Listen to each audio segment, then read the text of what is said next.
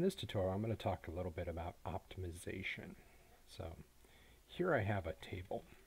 All right, there's a previous tutorial that shows how to build this. I'm going to go ahead, I'm going to call this table underscore MP, and that's going to stand for medium poly. All right, now let's take this table, I'm going to clone it, edit, clone as a copy. I'm going to call it table LP and say OK. So now we'll come over here, right click and hide unselected. So the only thing we currently have selected is our table low poly. So when you're working in games, you need to be concerned about polygon count. And that's really going to depend on how robust the system is that you're working on.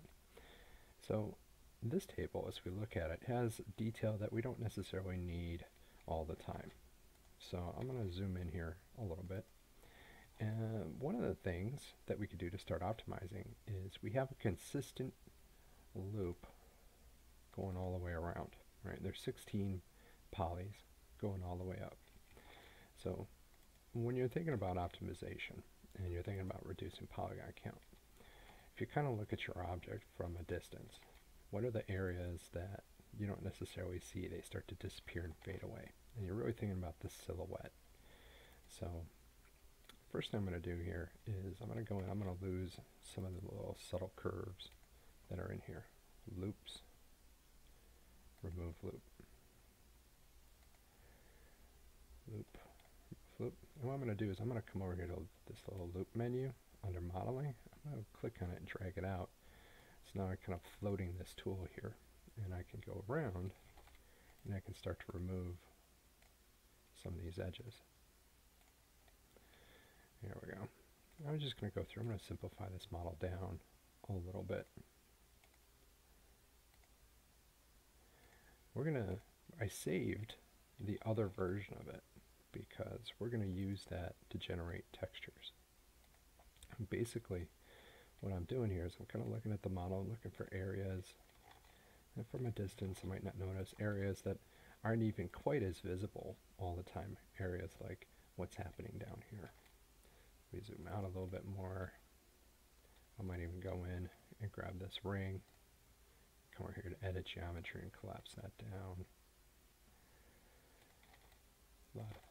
A lot of little subtle detail here that you're not gonna necessarily notice from a distance that we can pull out. There we go. Remove that loop. Alright, so I'm just going to go through, keep going through and pulling out some of these subtle details that are in here. That, like I said, the sort of thing you're not going to necessarily miss from a distance. There we go. Simplifying this down. There we go. So right now I'm just kind of focusing on the pedestal. So what you really notice from a distance is you really notice the base of it. Coming up, even though there's all those edges, you could probably lose some. So I'm going to try out here. Let's go, I'm going to start right about here, because I'm going to start at this spot, because from here on down you might notice changes. I'm going to go modify selection. I'm going to pull this out as well. Modify selection allows you to do things like dot loop. If I click on that, notice how it grabs every other loop going all the way around the model. I might come over here to Edit Geometry and click Collapse. Now I created triangles. That's okay. I'm going to come in here, I'm going to do dot loop above it, and now I'm going to hit ring. Now I did it, oops, I hit Z to zoom in. Now I did that to optimize, I couldn't grab the entire ring before because I wanted to keep these polygons down below. Now I can grab that ring and drop that down. So let's go and see what we're doing. I'm going to go Utilities and click, make sure if it's not here, you'll click More and find it. But what you're looking for is Polygon Counter. And you want to see your selected, not the full scene, but the selected is what's important. So I could come in here. These edges might kind of show up a little bit more than others. So I'm going to go into Edge and I'm going to dot loop and collapse those. And then right about here, come in and say dot loop, collapse, and then I'll grab that entire ring going up and collapse it. Oops, sorry, forgot to hit that. Dot loop, and now collapse. All right, so you can see I'm going through and simplifying down my table, making it a lot simpler. I'm keeping sort of the polygons in the spots where I can really see where they are. So I might come up here, and maybe we'll try doing a dot loop from here, and collapse that. Let's see underneath, do the same thing, dot loop, collapse, and we could try the same one. Dot loop, ray, and collapse. Alright, so I'd say that last one, that's probably too much. I'm probably going to undo that. If I wanted to, I can maybe do it a little bit higher. Maybe we'll just do it right here. And how much you need to do this is really going to depend on your polygon count. Polygon count just is your overall number of polygons that you have inside a scene. And so you're going to end up with budgets on objects that you're working on. So one good number to kind of work towards is 1,000. If you keep objects under 1,000 now, that number is not going to work for everything. It's not always going to be 1,000. It's not really a realistic number all the time.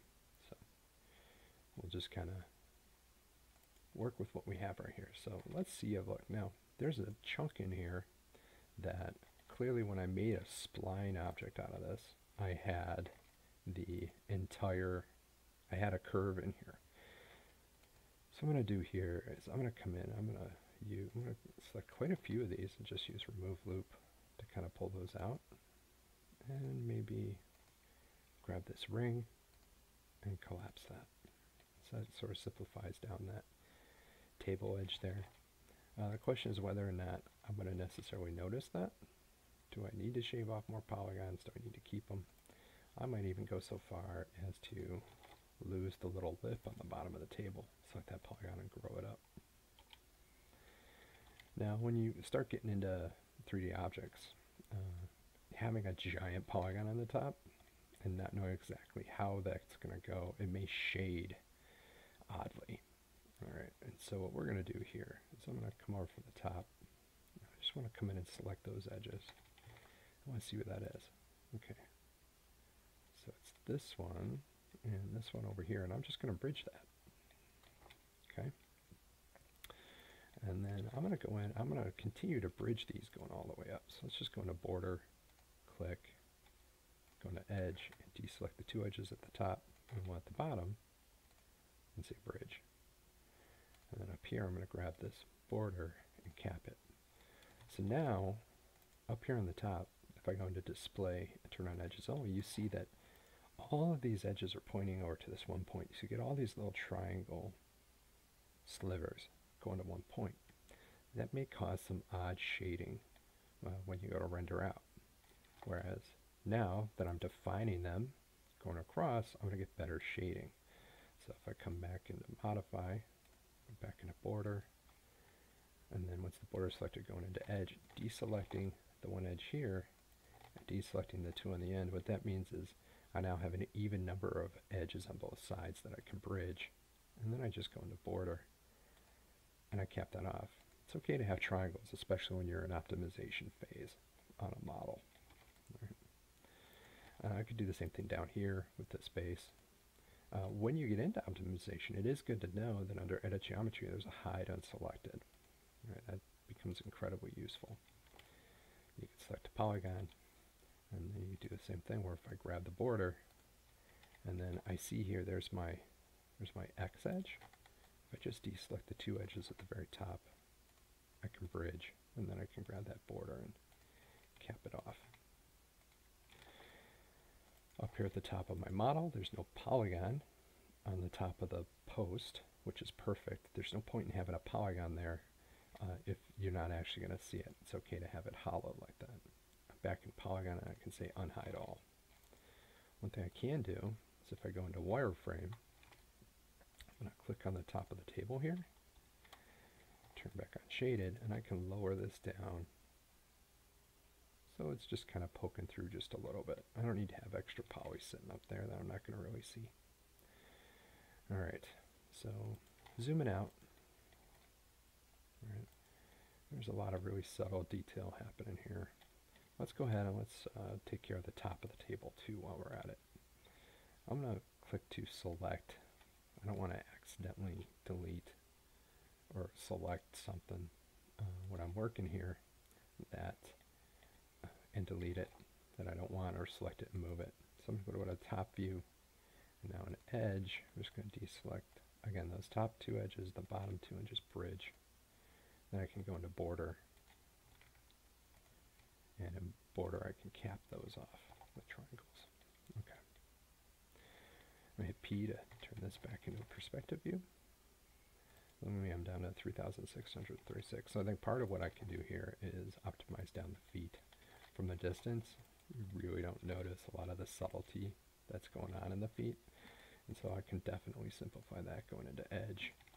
And using remove loop, you'll notice that using remove loop actually gets rid of the edges and verts. That's not to be confused with remove underneath edit poly edges remove. Notice the vertices stay there, and so you want to really be careful of that. You want to make sure, if you are, you're using the remove loop button. There we go. And I can kind of compare the two by sort of looking over here. I don't even think I would necessarily notice. Definitely if I lost this subtle detail in here. Let's just get rid of this one. And then here, I'm going to get rid of this. That's probably, let's go ahead. We'll pull this guy out too. There we go. All right. I think I do want to have the bottom, I want to have polygons on the bottom of this foot. So I'm going to grab those edges. Again, it's the same process. I'm grabbing edges, the front and back, and then bridging. If you end up with a triangle when you do this, it just means you probably don't have an even number selected on both sides. All right. Another thing to consider is I'm looking at this table right here, and this foot, it's probably a lot more edges than I need, to be totally honest. So I'm going to actually go in, I'm going to undo what I just did with my bridging. And I'm going to look at where the center is, it's right about there. And I'm going to come in and grab this ring, collapse that down. Notice I'm not dot ring because I kind of want to keep it sort of centered here. And I'm going to just go through and kind of reduce generally the overall number of edges that I have on this foot. I don't think I need this. That's not really adding much to the general shape. Alright, that guy's significantly simplified now, so I feel a little bit better about that. So I'm going to go back into border and deselect my edges at the top and bottom and bridge them, and then just cap them off. And then I'm willing to bet there's a big old polygon on the top of this. So let's hide unselected. Yep. So I can come in and select that. Let's look at that foot again. Okay. So I'm going to grab the border, and I want to deselect these two here. And I'm going to deselect the two in the back.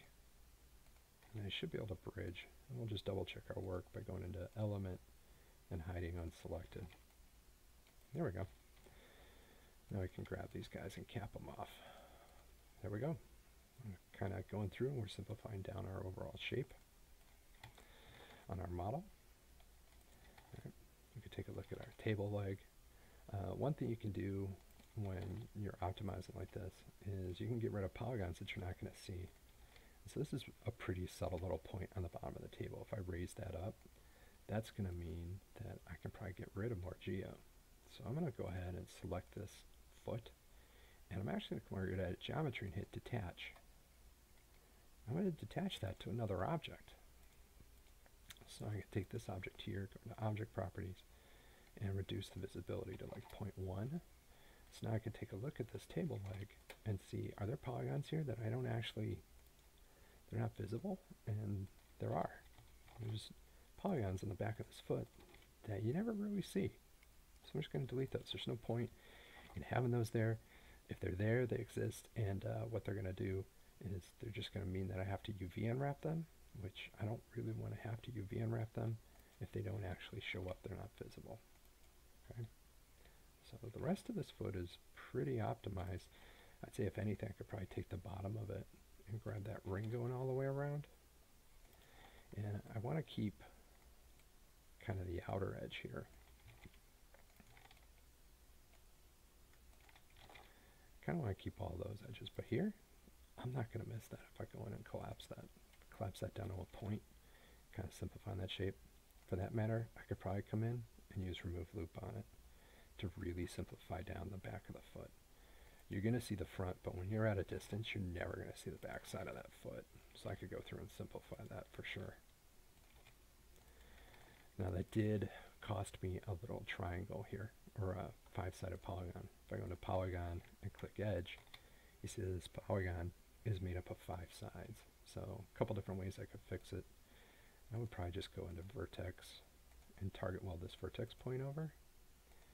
And then I'm just going to select these 2 points and connect them. Let me hide unselected so it's easier for you to see. Right click and say hide unselected. Alright, so I'm going to go into Vertex, and you see how there's weird shading happening? It's because there's a triangle that is completely flat here because this is 5 sides. If I target weld this over, and then I can come in and connect here, and then edge, I can get rid of this one. So I got still some triangles, but that's okay. If I look around at the rest of the shape, I could probably optimize this further. This shape is so subtle, I would not be surprised if I collapsed those down and you didn't even notice that it was gone. There we go. Now you get a subtle angle on it, but it's still going to read from a distance. You're still going to see it just fine. So, all right, let's select this guy. All right, so he's good. He's in good shape. Let's unhide all. Oops. I need to right click and unhide all. There we go. If you remember, I had a separate model here called table NP. So I'm going to come up here to my name selection set. Is what this is. I'm going to call it mid poly.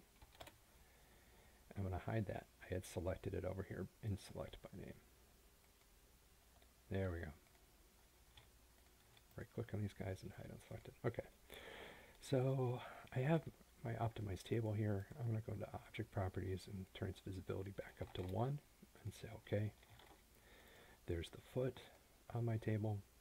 What I can do is I optimize one foot. I don't need to go through and redo that work for all of them. I could come in here and attach or select that little foot up there and detach it as another object. And I'm going to select the old feet and detach them. And you see my table's really small now. It's at 1962. Okay, so let's find our optimized table leg, which is right here. And I'm going to attach the foot to it. There we go. Now I want to reorient this. So it looks like my pivot is off slightly. So if it looks like the center of my table is at 0, so I could try just selecting my table and say affect pivot only and center to object. There we go, the pivot's right in the center.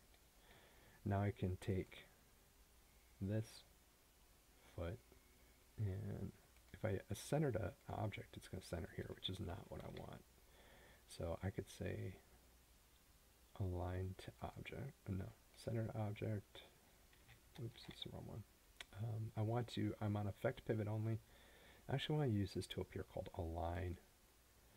And now when that's active, I'm going to click on the other table. And I get my align options. And I want to align the position on X, Y, and Z. So I'm going to hit apply. Let's double check that. Effect pivot only, center on the table.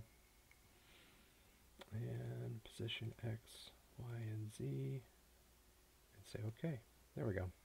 And now it actually aligned it.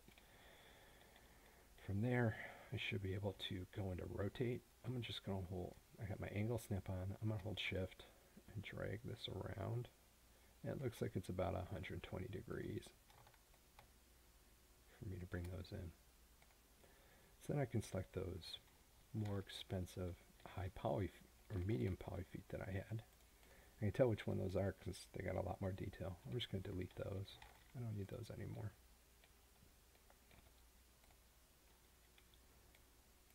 Alright, select my original table and go back into attach and reattach the feet to it. Alright, so look at that. My new table is closer to 2,670 polys. Now this is a lot of polygons on the table, but it does have a lot of detail. I could still go through, and there's more I could do to optimize it. Or I could grab this ring and collapse that down. I might leave this detail up in the top. I'm thinking I want to have a really fancy table. Or if anything, maybe I'll just take this edge right here and remove that, as well as pulling out the one underneath it.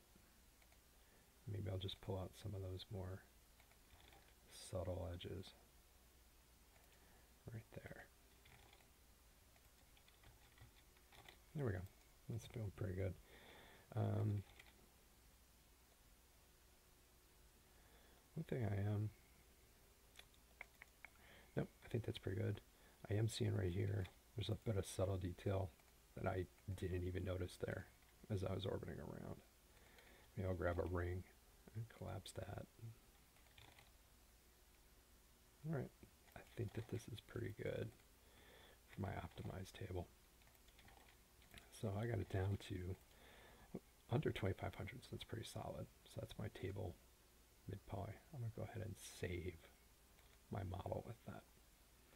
So that's how you go through and you optimize a model. The next step would be for me to go through and UV unwrap it.